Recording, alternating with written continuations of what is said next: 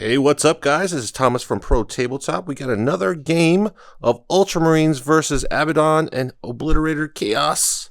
So much obliteration. We have a tournament coming up this weekend, so I wanted to practice a new variation of my list, see if I really have time to paint it in this week coming up. I got a couple guys proxy here today for standing in for Heavy Intercessors. So let's go on the list real quick, and we'll talk about some of the reasons why I have some of the things in here. So Tigurius, Guilliman, and the Chaplain, the three mainstays. One small change here is I have Litany of Faith on the Chaplain. There's a couple of psychic heavy armies I'm kind of concerned about. I had to give up one of my litanies just for insurance. I don't think that will matter as much versus this game, but we have to practice what we're going to play. Also, from Tigurius, he has Veil of Time. I took off Null Zone. That power, I just struggle with Null Zone. So, Veil of Time, you want to reroll charges. That's a good power. Going first, that's a good power to help you in ensuing combats. Of course, we have the Super Apothecary. 2 units of Victrix Guard in this list. 2 units of Tyrannic Veterans. Those guys are so clutch. They don't know how to bounce around the board, come in cheap.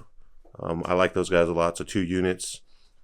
The heavy hitters doing work. We got a unit of Grav, Devastators, unit of Hellblasters with Assault, Plasma, and then we have 1 unit of Attack Bikes with Multi-Meltas.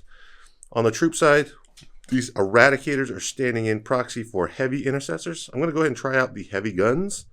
So, Heavy Executor Rifle with the big, I don't know all the names, but the Heavy Guns. Damage 2, damage 3. 1 unit of Infiltrators, 1 10-man Intercessors with a Power Fist, 2 grenades, and that's it. So that's the Marines. Hey guys, Stephen Cosgrove here. I'm going to be helping Thomas test out his new version of his Ultramarines list. I will not be playing next weekend. I'm going to be helping Kelly run that event, but we'll see if we can't give Thomas a really hard time while we're looking at this. So I am running a Black Legion battalion and a Chaos Demon Patrol. So the Black Legion Battalion is going to be Abaddon, everybody's favorite, and it is going to be a Slaanesh Sorcerer with a Jump Pack, and a Tzeentch Sorcerer in Terminator Armor, and a Master of Possession. It's only going to have 3 units of cultists. One of them is 12-man because we had a couple extra points left to spend. We have an 8-man unit of Warp Talons. They will be unmarked so that we can use the Pantheon on them. We have 3 units of Obliterators. 2 of them will be Khorne marked, and 1 of them will be unmarked so that we can also use the Pantheon on these guys. And then on the Chaos Demon detachment, we have a Bloodmaster with the Crimson Crown and 10 Bloodletters, and that is going to be it. All right, so we've gone over the armies. Let's talk about the mission, the Scouring. So you see, we kind of call this the soccer goal deployment. The objectives, though, are really placed in the center. So you got 5 objectives, really tight quarters, pretty open on the backfield. So soccer goals, like what are you going to do with that to get to that center objective? The domination is the primary, so hold 2 to get 5 points. The secondary objective for the mission, strategic scan, is scan all of them. We do really not going to pick that. That's pretty tough. So let's look at the secondaries we did pick. On the Ultramarine side, my hand scratch here. I have engage on all fronts. Tyrannic Veterans help me. I really don't like that secondary, but Tyrannic Veterans help me do that. So I've been taking that lately. Oath's a Moment, the old standby. Again, I hate to pick it just because everyone knows I'm going to pick it, but it's pretty good, so I'm picking it. And I'm going to take a controversial choice, Banners, over Deploy Scramblers. So the soccer goal, I really don't want to waste time trying to get into that little soccer goal. It's probably the better choice over Banners, but I feel like I'll be fighting over a couple of objectives. I'd rather just like, this is my 2 objectives. Steven's side, he's picking Assassinate because I know he wants to kill Roboute. Domination, hold 3, and then Scramblers. So good choice, Domination and Oath of Moment. Those kind of conflict with each other. We're both going to be hanging out in the center. All right, here we're down with the deployment. We realized that we don't pick our secondaries until after the battlefield is created. Why is that important?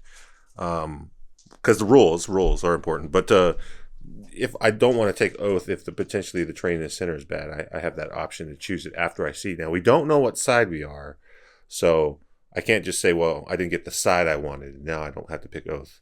And Steven's not nice enough to give me a ruin on both sides to get Oath. So we definitely have it set up here. So the interesting kind of counter deployment, we're looking at, you see the blue dice here that kind of mark off the soccer goal deployment zones on each side. Obviously, I put this ruin here, kind of playing for Oath. He kept the force there, trying to keep that open. But we've left this objective pretty wide open. But both of these objectives, we kind of placed it where the crates are kind of giving you options, access to that objective on either side. Really kind of like, don't know if we want to do that, because invariably we'll be the one on the wrong side of the wall, letting our opponent get a free objective out of line of sight. But we also want to not get shot, and have the objective. So we're kind of like, we both were like, oh, I put one there and he put the other one there. His deployment zone, I wanted to stack it. If I didn't get this good side, which I think this is a good side for me ruin-wise, I left this intentionally pretty wide open, so he ended up having to put this crate here just in case he got stuck here and was just stuck out in the middle of nowhere. So interesting. We kind of were back and forth. We're like, oh, well, if I get stuck on the wrong side, what are my options? So now let's do the roll, see who's going first. Do you want to go first? I do want to go first. Well, no. We're picking sides. We don't know who's going first. Damn it! Slow down, man. Let's pick sides. I gotta say, it's 2 6s. Hold on. I'll roll in the box. Does it count if it doesn't go in the box?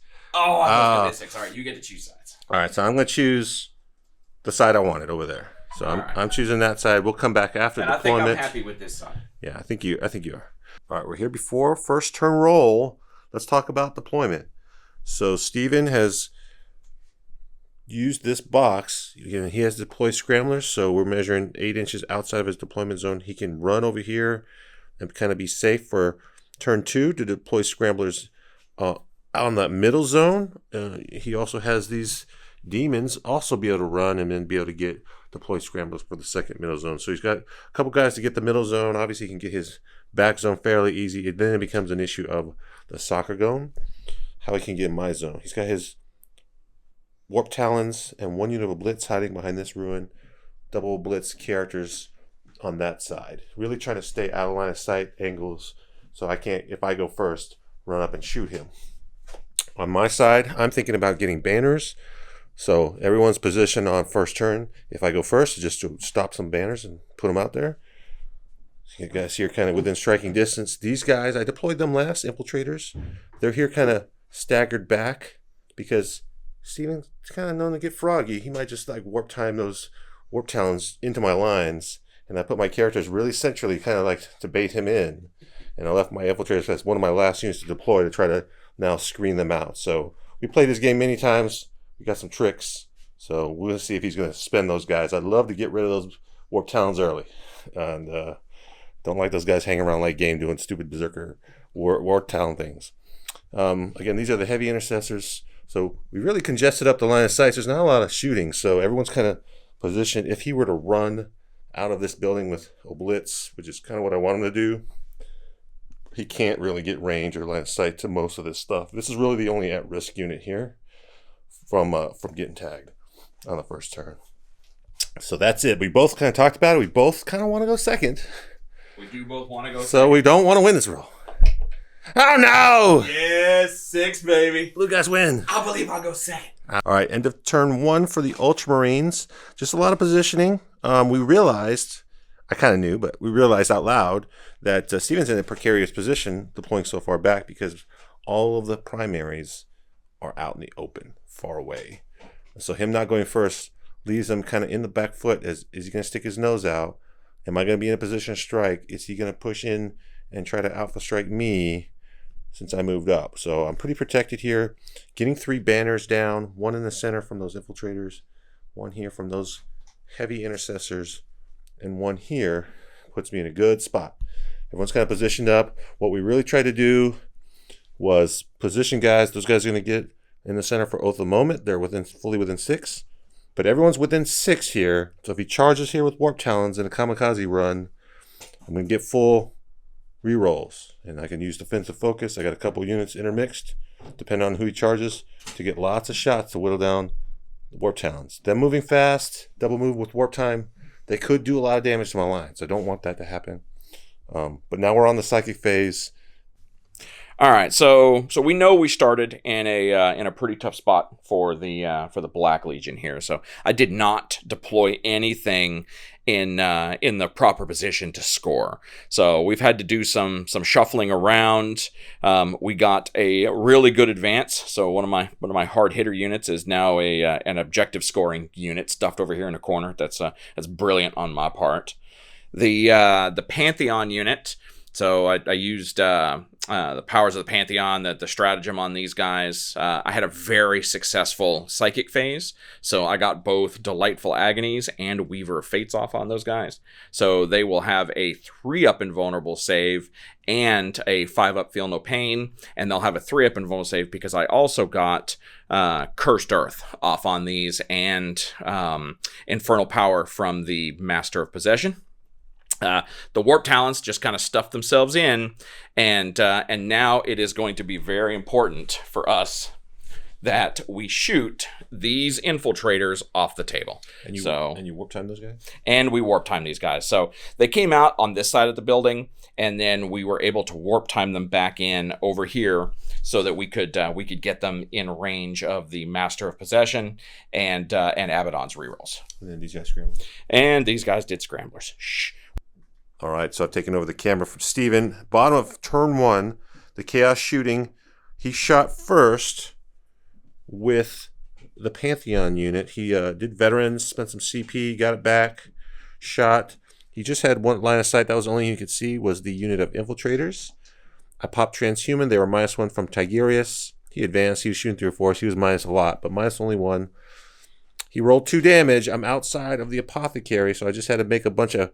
But he only -1. So a bunch of 4-ups. I failed most of those. Then I had 2 guys in cover, a bunch of 3-ups. I had to spend a CP. I made it. 1 guy survives. Unfortunately for Steven, that was the worst case scenario because now these guys couldn't shoot to finish them off. They rolled 1 damage on their shooting. All they could really see were the attack bikes with just 1 guy or the Victrix with 1 damage. He didn't bother. He just shot. Victrix did 2 wounds. So that guy's got 1 wound, still alive.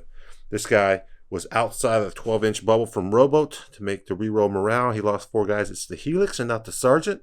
Just because I didn't want to get shot, I had to pull the Sarge. So that made him leadership 8, 4 or less. He would be okay. I didn't want to risk it, so I spent 2 CP to auto pass. I did not want to spend that CP. Ugh. But that gives me the full points on the primary. It's worth it. So I have to keep him alive. So I'm down to 6 before the turn starts. Steven's also at 6, but he's got a lot of buffed up guys here. Who's gonna get killed? Probably these guys right here. Yes. No primary for him. On to turn 2 for the Ultramarines. 2. I'm like so flabbergasted, and you got a CP back, right? So you're up to 7. I did. No, I spent 1 and got it back. Okay, so. Oh, because he spent it. Yeah, great. So here's what happened. Boy, oh boy.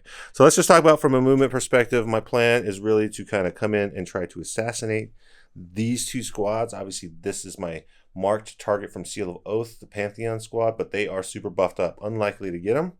I have to be ever-present conscious of these. I wanted to try to bring in some Tyrannic veterans, see if I can snipe them, but the 9-inch bubble really limited me to seeing with only 1 or 2 guys. Not really worth it.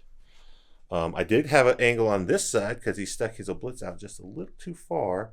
So it let me have 3 grab guys I could see. So I'm going to try to punk those guys. These guys also, if they backed up, could shoot down the alley at some obliterators. And they have long range because I've got the heavy guns. So hopefully I can stay out of range. So just in case, I moved up these intercessors to take their place on the objective. The 2 random guys that couldn't shoot, I went and stretched them out behind this wall to get cover, and also as an emergency, get on the objective. It's always good to have backups. The Apothecary here healed that Victrix that was wounded and grew back the Sergeant on the Infiltrators. So everything was looking good. Time for Psychics. I'm going to cast Psychic Fortress. I stayed Whale back from his Psychic to deny. No problem. I rolled a 3. It's like, no problem. Re-roll it. Rolled Snake Eyes. Perils. Steven's like, wait. Chaos. Take 2d3 mortals. And I'm like, all right, I'll roll 5 damage. And I'm like, well, Tigurius has 5 wounds. He's got to make 1 6-up. He was in range of the Apothecary. And of course, this turn, I didn't use my Litany of Faith, the 5-ups against mortal wounds. I'm like, I don't need that. So I don't get to do it. I'll re-roll hits because who cares about combat? I'm next to Guilliman. Who's laughing now? Because guess what? Tigurius did not roll a 6. He rolled 3 5s. So he would have been fine. Instead, he dies. He explodes. He kills one Hellblaster. He does 2 wounds to a attack bike. He does 3 wounds to Guilliman, 1 wound to the attack Chaplain, and then 2 wounds to the Apothecary. Like the worst case scenario. And that was his first power. He didn't even get another power off. He died before I got to cast my other powers. So bye-bye, guys. Bad things have just happened. I'm really sad. That's really bad. I really better do work now because I'm in a bad way. Over here, I didn't want to, but I went ahead and brought both units of Tyrannic veterans in my backfield. He's gonna get 2 scramblers, no problem. But getting into this backfield, I have to stop him from redeploying. He'll just recycle cultists. So it's not a matter of coming in from the side edge only. He could just recycle some cultists right in my backfield. So I'm gonna make these guys deny him 10. So that's it. Let's go to psychic phase. Let's go to the shooting. See what I got left. Psychic phase over. All right, end of turn 2 for the Ultramarines. Outside of the freaking disastrous consequences of Tigurius blowing up, things went kind of according to plan, except for when I went to calculate the score, we realized I had engagement on fronts. Why did I pick that, not dominate? I'm an idiot. Because I put all these guys back here. So as we talked about in the first match here before the Tigurius exploding, they went here to stop his deploy scramblers, but they are not over the line. So nobody's coming out of the booth here to take scramblers or engage. So I'm losing points on engage. Over here, shooting. I did 7 wounds, I think, out of my 3 guys that could shoot, and the cherub shooting pretty good shooting. But he rolled a bunch of 5s, so he only lost 1.5 guys. My 4 Hellblasters just exactly picked up those 3 guys. They had Cursed Earth, so when he rolled 5s, great over there. He did not roll 4s, great over here. So they just fell down. And then the multi-melta attack bikes popped off with the Seal of Oath on the 3 up invulnerable saves. He failed probably more than he should have. He even CP'd.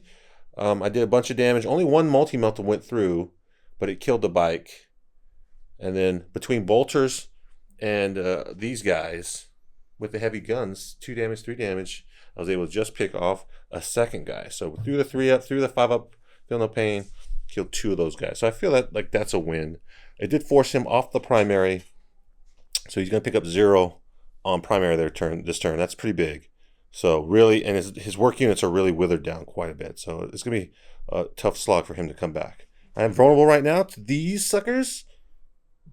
But it might be go time for him, so he might have to spend them now. So I don't know what he's going to do. So let's go to Steven's turn 2. We'll be back. All right, we're going to jump in real quick here after my psychic phase. So the Bloodletters, who lost a bunch of dudes to morale because 2 guys died, and then I rolled a 6 on the leadership check, so that was fantastic. But they are still going to do their job and do scramblers. And these Obliterators are going to move up. I have no idea what they're doing. I'm just moving them because I feel like I have to do something. Over here, we can see that I both moved and warp timed the Warp Talons. So we are going to jump in here. I got prescience off on them, and we are going to cross our fingers that we are just going to straight up murder these guys in combat. We'll figure that out in a minute. The cultists came in from reserve. I still have 1 unit out. We're going to stand on that objective, and by God, we're going to try to score something. Don't like my odds, but we're going to try to do something. So we grew 1 Obliterator back with the Nurgle power because they got the Pantheon, and then we'll see how the shooting phase goes. All right, so the end of turn 2 for Black Legion.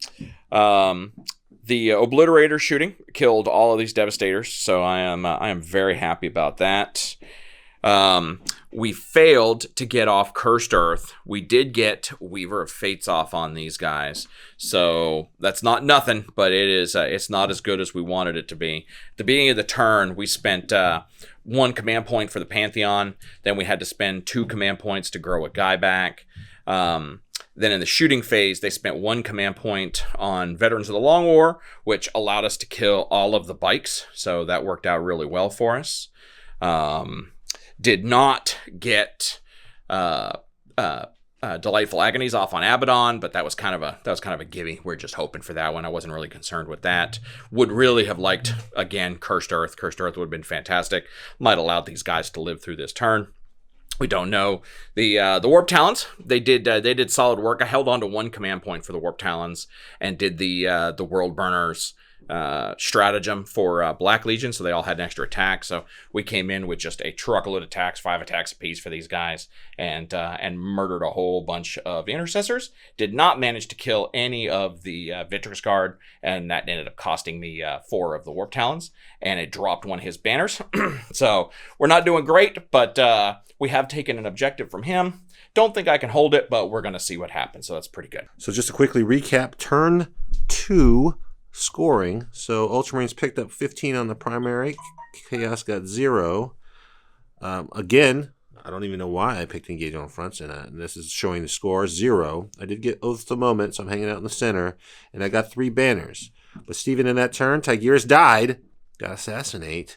His charge there with the Warp Talons cleared off enough so he'd give him Domination, unexpected, and those Bloodletters in the back got Deploy Scramblers. So really I need to stop him from getting the last Scramblers.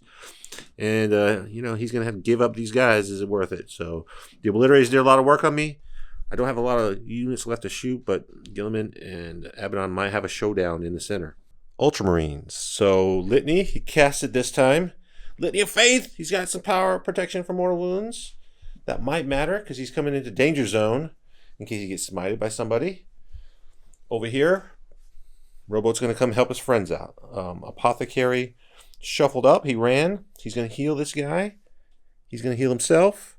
And then he's going to grow a Hellblaster back. Go Gadget Hellblasters. Go Gadget Apothecary doing work. He's now within 3 inches of that guy, so he's protected. These guys shuffled up. We realized a flaw in my plan. Spending all these guys to stop Deploy Scramblers, I'm basically canceling out myself, getting engaging on fronts. 10 points for 15 points is not a good trade. So we're going to try to get some engage this turn. I ran these guys up. They didn't really run very far, so they're just kind of threatening to maybe touch that objective over there. These guys shuffle back just in case they do get shot and killed. I'm still on that objective. I do have to worry about him bringing his last unit of cultists in and bringing in a recycled cultist. So I'm going to try to take care of these cultists. He only has these guys to screen, so he doesn't want that to be the case. So this guy's coming in here, hopefully get engaged. He's going to get it right now. So yeah, he'll get engaged even if he doesn't make this charge. Take care of that. I'll get my objective back. So that's the end of my movement. Ultramarines, let's go to fighting, shooting, all that stuff. We'll be back at the end of my turn. All right, bottom of turn 3, Ultramarines. As always, that Chaplain lets me down. So I positioned him to get reroll 1s to hit from Guilliman, so he's rerolling all his hits. He rolled a 1 to hit, missed it, but rerolled it, so he got 5 hits. There was only 5 cultists left, so all he had to do was roll no 1s. And if he only rolled 1-1, that was okay, because he was going to fail morale unless he rolled a 1. And guess what happened? He rolled 2 1s. 2 guys lived. He failed morale. 1 guy lived. He did not roll a 1 or 2. Guy lives, holds the objective. Oh, no. Dang Chaplain. But Roboute did his work. He rolled a bunch of 6s. Mortal wounds. You didn't even have to take saves. They all died. Go away, Chaos. That's the end of my turn. Let's go to the Chaos, turn 3. All right, here we are after the Black Legion turn 3 psychic phase. We had a very exciting psychic phase. So the first thing we did was the Master of Possession with nothing else to do because all his buddies were dead. He smited the Chaplain for 3, which was fantastic. And then we jumped over here. Even with the Litany, didn't help.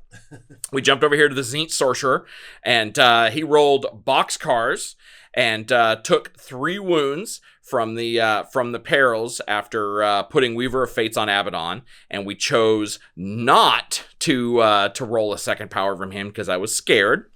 And then we moved on to the Slaanesh Sorcerer, who rolled boxcars for Delightful Agonies on Abaddon and took 2 wounds. And then I needed to warp time Abaddon. You can see him moved up the table. And he rolled boxcars again for his psychic phase. And thank God he only took 1 wound. He has 1 remaining. If he had popped from the perils of the warp, that guy would have died. That guy would have died. Abaddon would have taken some number of wounds. Warp time up. Warp time wouldn't have happened. This whole game would have fallen apart if he had not survived rolling that one on damage. So that was really good, and we're gonna keep counting our blessings and move on. All right, end of the Black Legion turn went horribly. Abaddon failed the charge against the Apothecary right here with 8 looking for a reroll and did not make either one of those. It was terrible, but he's buffed up, so he might be able to survive through the next turn. The Bloodmaster charged the 2 wounds remaining Chaplain and did absolutely nothing, and then got murdered in return, giving Thomas an extra Oath of Moment point and doing absolutely nothing for me. So again, terrible. And then we will go into Thomas's turn 4 and see what happens. Also, looking at the bottom of Steven's turn, we forgot to mention that he had brought in some cultists from this side, his last unit of cultists. He shot the Obliterators at my 5-man Intercessors who's poked their head out. He killed 2 guys, which actually made that charge for the cultists a little bit farther. Actually, he needed 10 on the charge after he killed too many guys. But lo and behold, you see the cultists have made it. He rolled boxcars. Yuck. And he stole my banner. I only had 2 guys in range, kind of after filtering up from the box to hit. I only killed 2 guys. He passed his morale. He didn't do any damage to me, but the damage was done. He stole my banner. Took that objective away. So I'm going to score less on the primary this turn. All right, so let's go take a look at the score. At the end of turn 3, I picked up banners, or engaged finally. Yay, Chaplain. I got 4 for Oath of Moment since he charged that character in on the Chaplain and he died. Thank you. And I got 2 banners, but I'm not going to get any banners this turn. It's going to be tough. On his turn, he did not kill a character. Yay, Chaplain. And Domination. Did he pick up Domination? 1, 2, I do 3. now. He does get Domination. Yeah. The cultist stole it. We'll put that on there. He did not scramble, so he's running out of time for scrambling. He did get 5 on his primary, and I got 5 on my primary as well. So that's the score. We'll change that, update that Domination with the cultist stealing it away, and we'll be back. All right, end of Ultramarine turn 4. Let's go to the movement. So I know he has 1 CP left. He was just kind of threatening to save that to get 2 to recycle some cultists. I wanted to make sure all those cultists went away, but if 1 cultist survived, could still get him deploy scramblers. So I ran these guys back in the center. I shuffled these guys over so I can get some shots on some cultists, or at least those obliterators. These guys moved up, shot at the obliterators, didn't do much, and shot at some cultists, as did these guys. They fell back and re-engaged with the Ultramarine strat, so they were able to shoot cultists with bolters and charge in. So obliterated all those occultists and left 1 obliterator alive. I shot a couple shots from some Hellblasters at him, but didn't kill him. Over here, Victrix Guard wanted to come into the fight, but they're like, we got stupid banners but down. Ugh.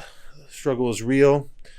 Apothecary decided he wanted to grow back an Infiltrator, use those Infiltrators to shoot and kill cultists, thinned them out. So you can see all the cultists here died between Guilliman, the Chaplain, and those guys. And some Hellblasters, quite honestly. We were able to kill all the cultists. They were just enough to screen, though. Kept the 2 characters alive. There's 1 sorcerer here in the window. 1 sorcerer with 2 wounds. He got hurt from perils earlier. You see this Chaplain laying down. He came in hot. Tried to punch that Chaplain. Or tried to punch that sorcerer. He did 2 wounds to him. -2 in the Assault Doctrine. 2-up save. He made both 4-ups. Died. Or didn't die. And then he turned around and killed my Chaplain. So terrible, terrible turn of events there. Roboute came in hot on Abaddon. I split all my shooting here, so I didn't put any shots into the 3+ invulnerable, 5+ feel no pain. I'm like, Roboute, you're just going to do it all on your own. Got to roll a lot of 6s for mortal wounds, and I didn't. But Steven was nice enough to roll 3 2s to take 6 wounds. Didn't make any feel no pain, so he took 6 wounds from Roboute. Victrix Guard fought, did 5 wounds, but only got 1 through. So Abaddon survived with 1 wound.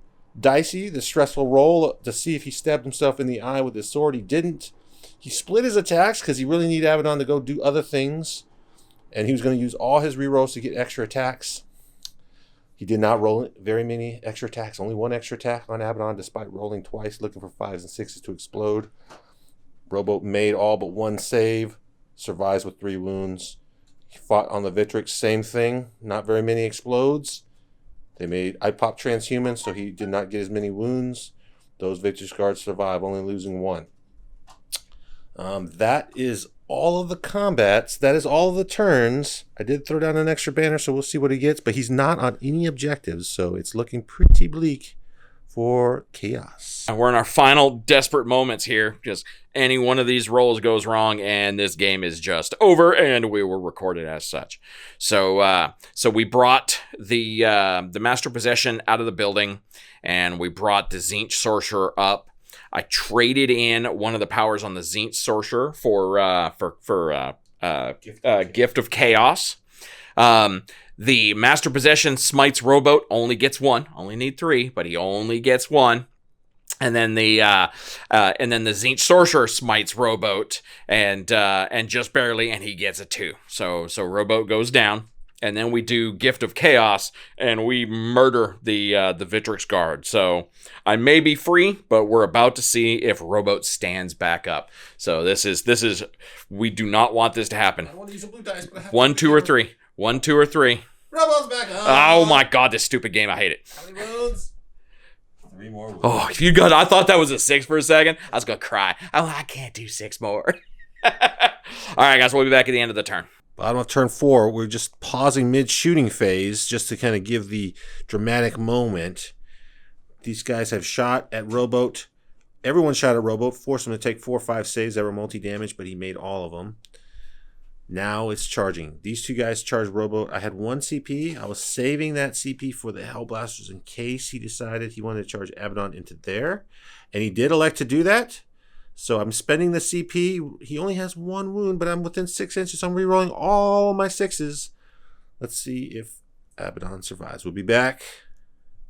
The dust has settled on rerolls. Only got 2 6s, but they turned into 2 wounds. Let's see the saves. Gotta make 2 4. 4s. Here we go. 2 4s. Can Abaddon live? Oh, Abaddon's down. No rerolls.